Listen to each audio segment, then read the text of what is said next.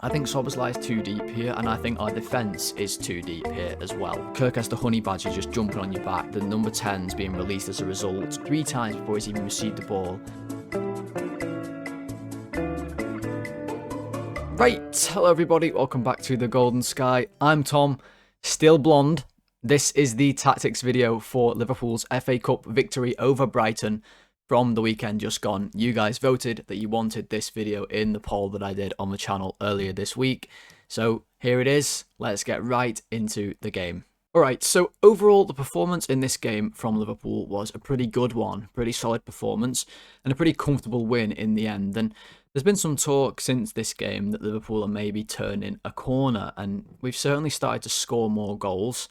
You think of, the games against Karabag, for example, banging in some goals, 3 again here, non-conceded.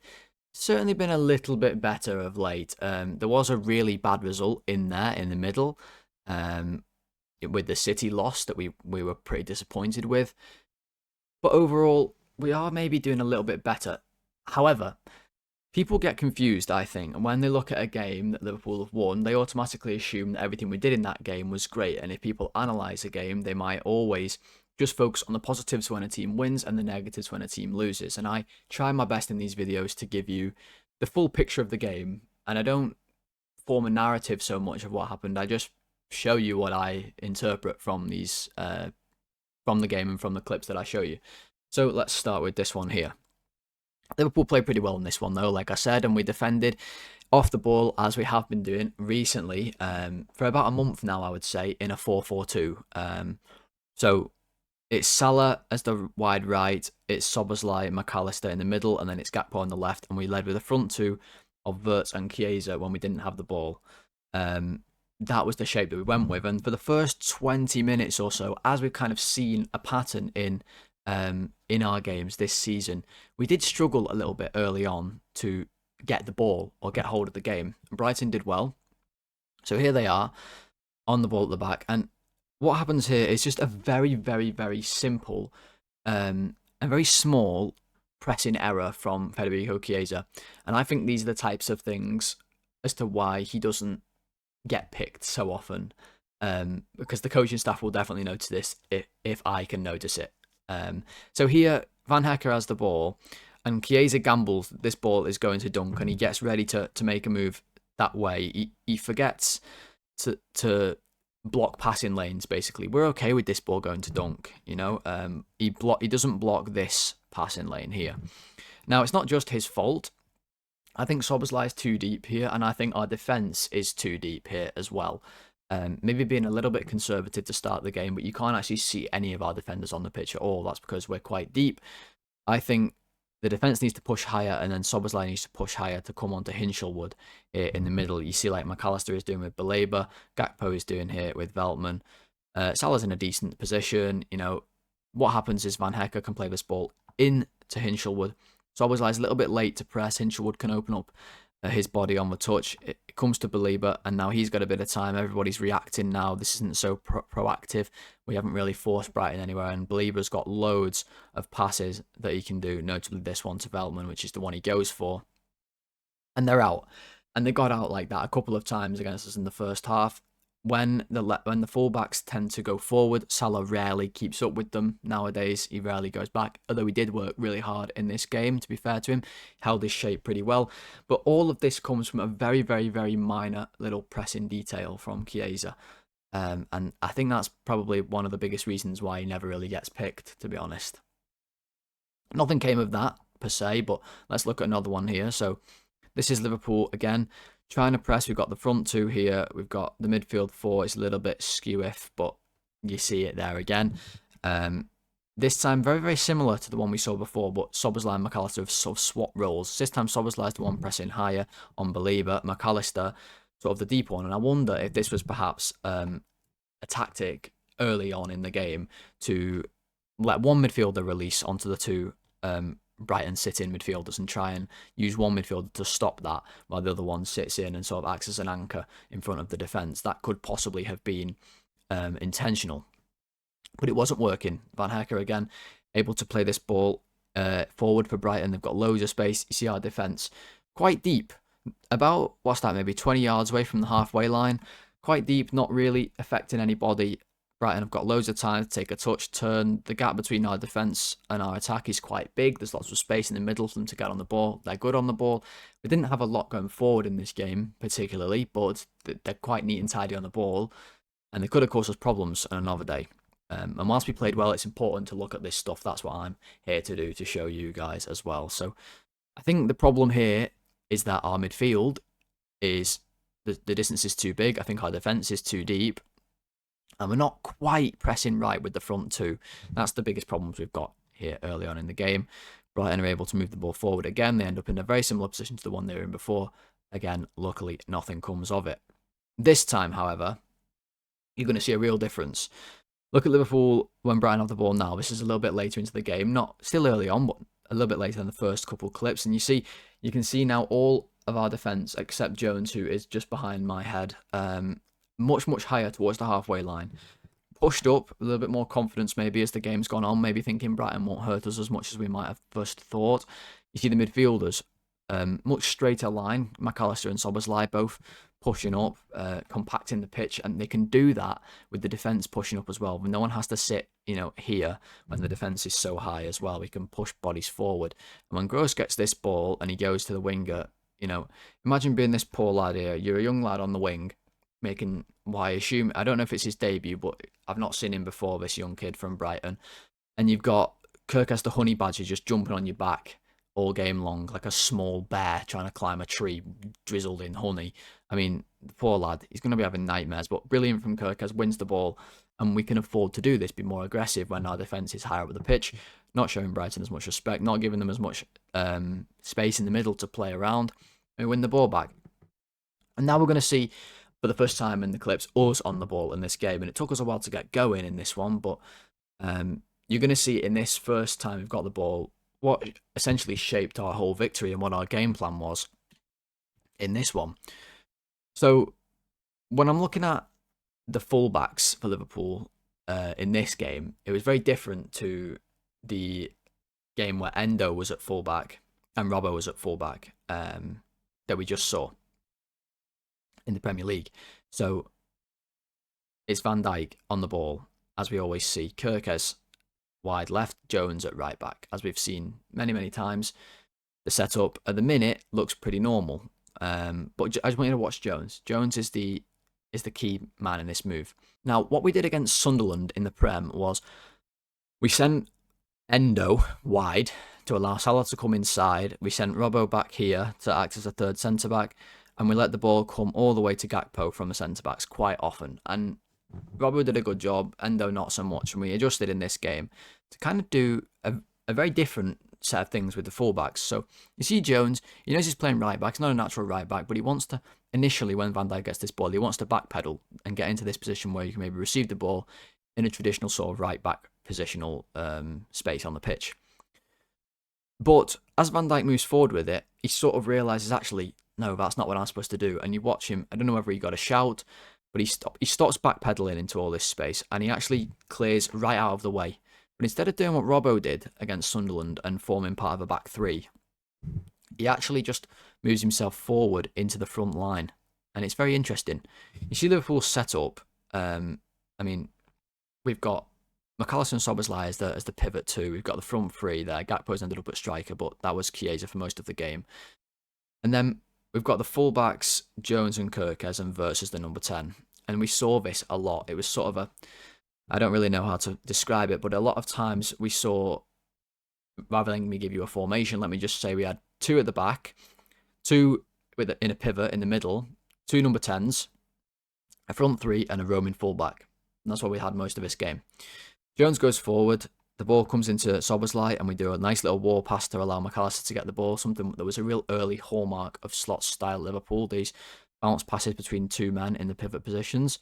Don't see it as much these days, to be honest, for some weird reason. McAllister gets onto it, and now we're playing all of a sudden. And look at Jones, he's far forward into this sort of inside right position, and Salah is actually the one keeping the width on the right-hand side. This is an opposite to what we saw against Sunderland. This was actually Salah most of the time, and this ended up being Endo.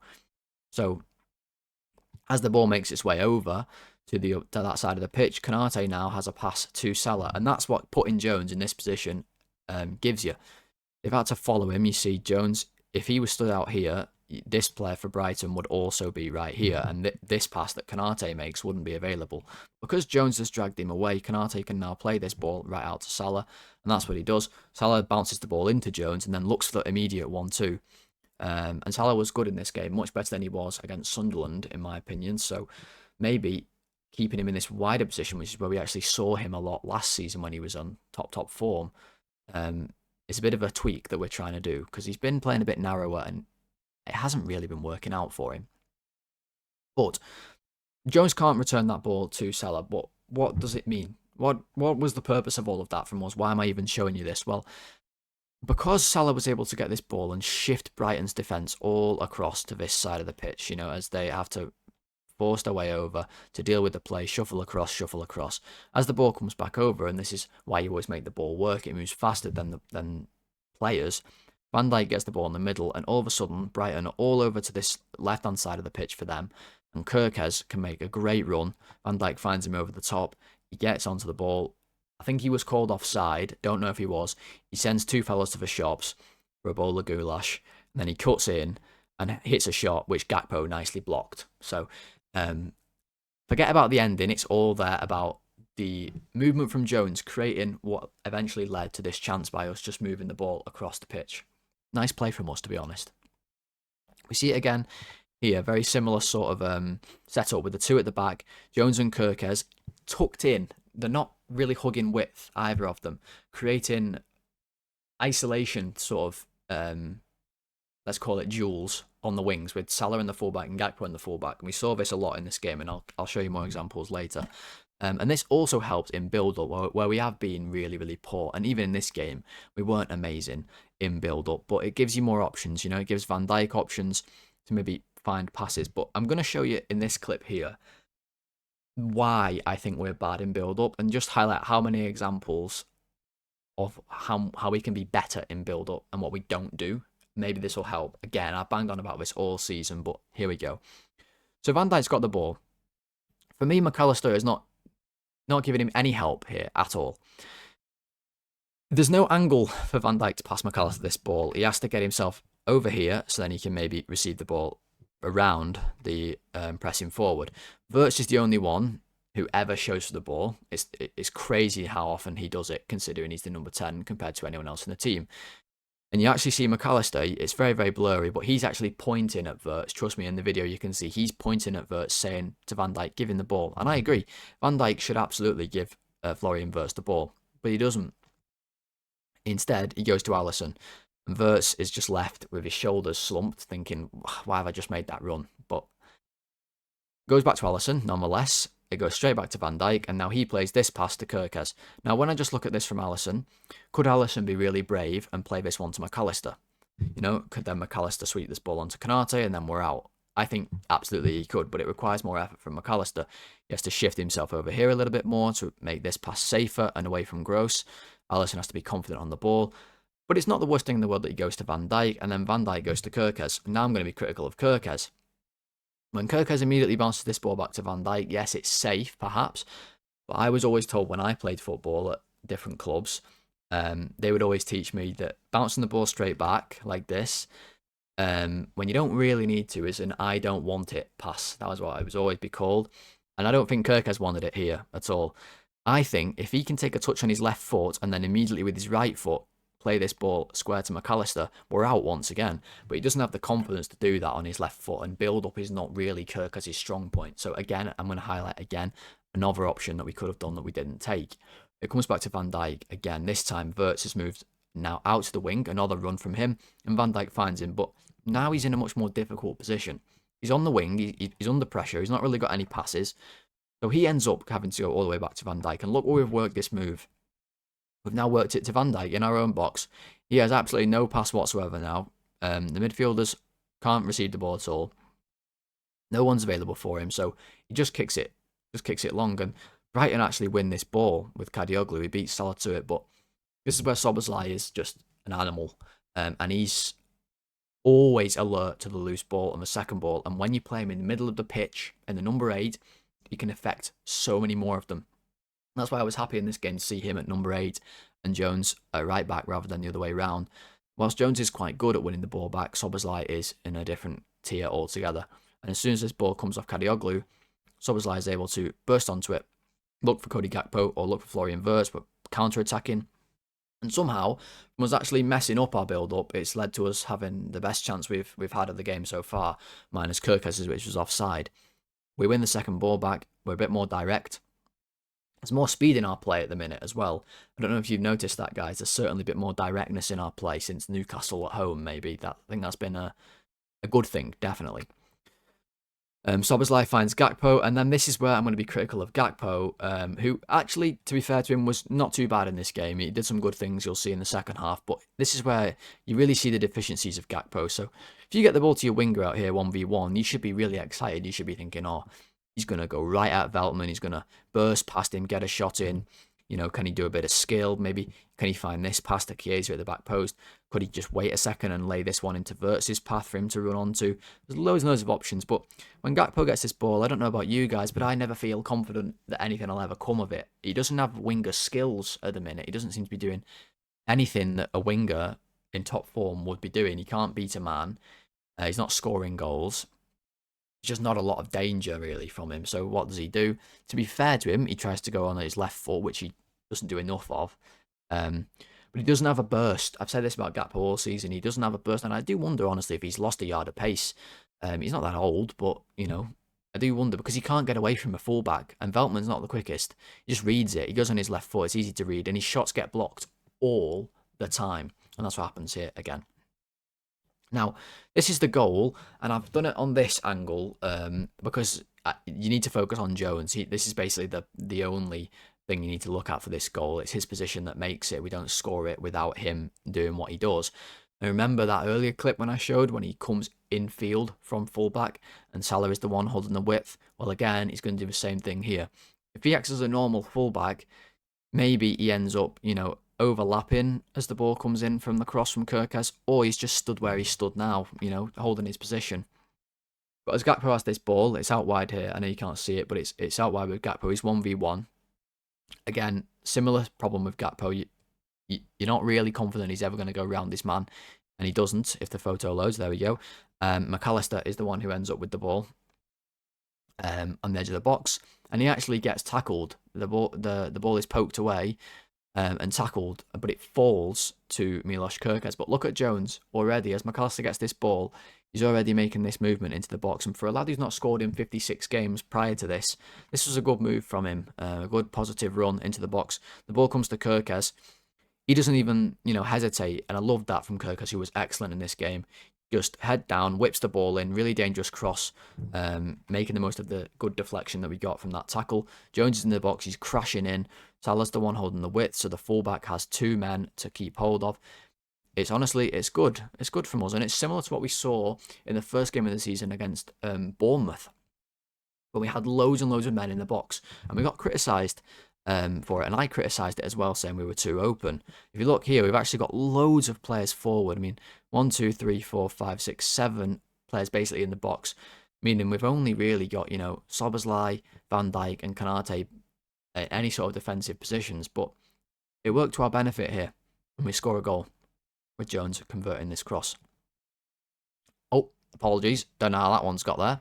That's just Divock Origi kissing the Champions League trophy. Right, and just as the half was about to end, Brighton did get one more chance on goal. Probably the best chance, especially the first half, maybe all game. And again, this comes because of a very slight pressing mistake from Chiesa. So Brighton have the ball.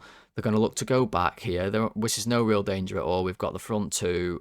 We've got the midfield four. There's no danger whatsoever. Liverpool are just sitting in their shape. But Chiesa, for some reason, he gambles again. He thinks this pass is going to Van Hecke over here, and he starts moving towards it. But it's not. The ball is played into Dunk, who's already making this run into the middle. And he just cuts Chiesa out of the game. And whilst, of course, it's not a dangerous pass into the centre-back, the knock-on effect it has, these small details matter, because Brighton get a great chance from it. The ball comes to Dunk. If Chiesa would just stay where he was, or, you know, recognise this was here, then Liverpool might not have been pulled apart as much as they are. Maybe the pass wouldn't have come through. But Salah now has to come over here. Wirtz is also aware of the situation. Szoboszlai is kind of caught marking his man, so he can't really go and screen this pass, which is where the ball comes. So Dunk's going to play this pass into the forward man. Szoboszlai can't gamble because if he does, then the ball just comes straight in here. So we're a little bit stuck. The ball comes in, Konate goes with his striker, but he's a bit late. It gets bounced back to Dunk. The ball, Wirtz is trying to follow Belieber. He's too late to get back to the 1-2. It's all Chiesa. It's all the movement from Chiesa that's caused all of this. This knock-on effect of Brighton playing some nice football around us. They make a good run here. Jones follows it, to be fair to him, and then we get a little bit unlucky that Brighton had a sniper in the stands and somebody shot Jones. A little bit heavy, that. Not really in good taste from Brighton to bring a sniper to the games, but there we go. And Gomez goes through. Luckily, he doesn't have a left foot, and he tries to use his outside of his right to score, and he misses. But this could have been 1-1. All right, so move into the second half then. Here we are on the ball again, and this is us building up.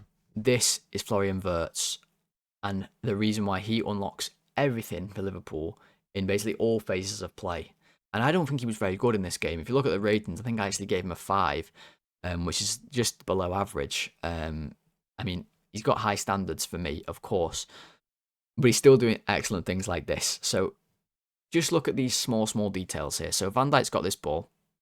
We're set up quite nicely here to build up, to be honest. We've got 2 midfielders shown for the ball. Van Dijk's in the middle. We've got this back 3 sort of. I don't really love Kirkes being involved in build-up so much, but he wasn't in this game. It's just this phase. But look at Wirtz. He's eager to get involved. You know, he could easily just stand behind Brighton's midfield here and just wait for the ball to come, but he wants to get involved in the game, and he's already checking his shoulder here as he makes this movement, and that's going to continue. The ball has not even arrived at Van Dijk yet. I think he just took his first touch, actually, and he's setting himself up for his second. Wirtz is already aware that this ball might come to him, and he's checking his shoulder again here. Second time. He's aware of what's behind him. He's aware of all the space around him, and Van Dijk can punch this ball into him, and we just cut out, 5 Brighton players pressing. Now, the ball comes in again. The ball hasn't even arrived at Wirtz, but look what he's doing, checking his shoulder again. So 3 times before he's even received the ball, he's having a look. He knows exactly what's around him, and why is this so important?